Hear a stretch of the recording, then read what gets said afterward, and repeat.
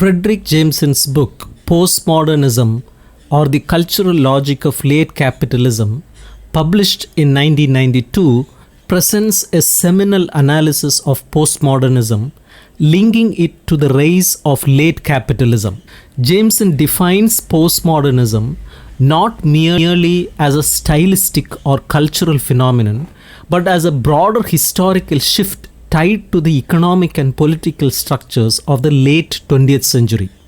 The book explores how postmodernism reflects changes in the global economy, consumer culture, and modes of cultural production, proposing that it marks a decisive break from modernism and its accompanying ideologies. Postmodernism is an expression of late capitalism, a term he borrowed from the economist Ernest Mandel, who described the advanced multinational stage of capitalism emerging in the post-war era. Late capitalism, according to Jameson, is marked by the globalization of markets, the dominance of multinational corporations, and the proliferation of mass media. This stage of capitalism brings about profound shifts in cultural ethics and experience, giving rise to what he terms the cultural logic of postmodernism. Unlike modernism, which was characterized by a belief in the autonomy of the artist and the possibility of critique, postmodernism is seen as a culture of pastiche and irony. Jameson argues that the postmodern era is defined by a crisis of representation and a sense of historical amnesia. The collapse of clear boundaries between high and low culture, the merging of art and commerce, and the commodification of experience all exemplify the postmodern condition. He refers to the waning of affect in postmodernism, whereby depth, emotional engagement, and personal expression are replaced by surface, spectacle, and simulation. For Jameson, postmodern culture is the shift from pastiche. In modernism, parody served as a tool for critique. It could mock, distort, or recontextualize existing forms to expose their contradictions or limitations. However, in postmodernism, parody has given way to pastiche, a mode of imitation that lacks any critical or subversive function. Pastiche simply replicates previous styles without irony or depth, reflecting the broader collapse of historical consciousness.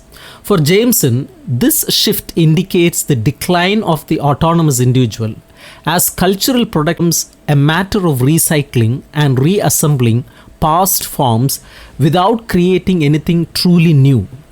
Jameson's discussion of pastiche is closely associated to his critique of the nostalgia mode in postmodern culture. He argues that postmodern cultural products are often suffused with a sense of nostalgia for the past, but this nostalgia is itself a simulacrum, devoid of any real historical connection. Films, architecture, fashion, and art often evoke a retro aesthetic, but this evocation is superficial. It is a form of historical pastiche that empties the past of its original meaning or context. This artificial historicity leads to what Jameson calls to the crisis of historicity, where the past is no longer understood in a meaningful, linear fashion, but instead becomes a collection of disjointed images and fragments to be appropriated and repurposed. This crisis of historicity is further connected to what Jameson calls the spatialization of time in postmodern culture. He suggests that which was once understood as linear and progressive has been replaced by an overwhelming focus on space and surfaces.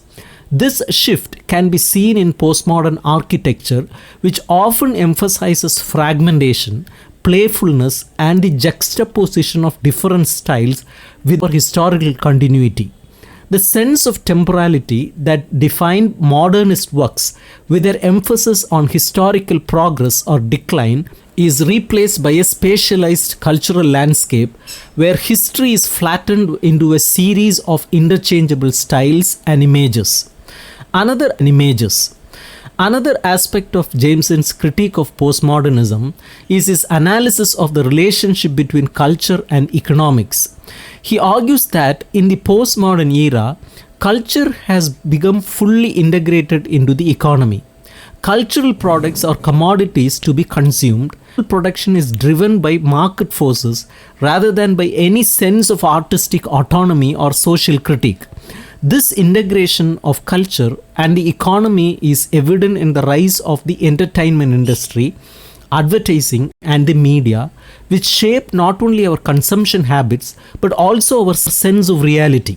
Jameson refers to this phenomenon as the commodification of the aesthetic, where cultural forms are produced, marketed, and consumed in the same way as other commodities. This commodification of culture also extends to the way in which individuals experience reality. He argues that postmodernism is characterized by the proliferation of simulacra and hyperreality, terms he borrows from Baudrillard.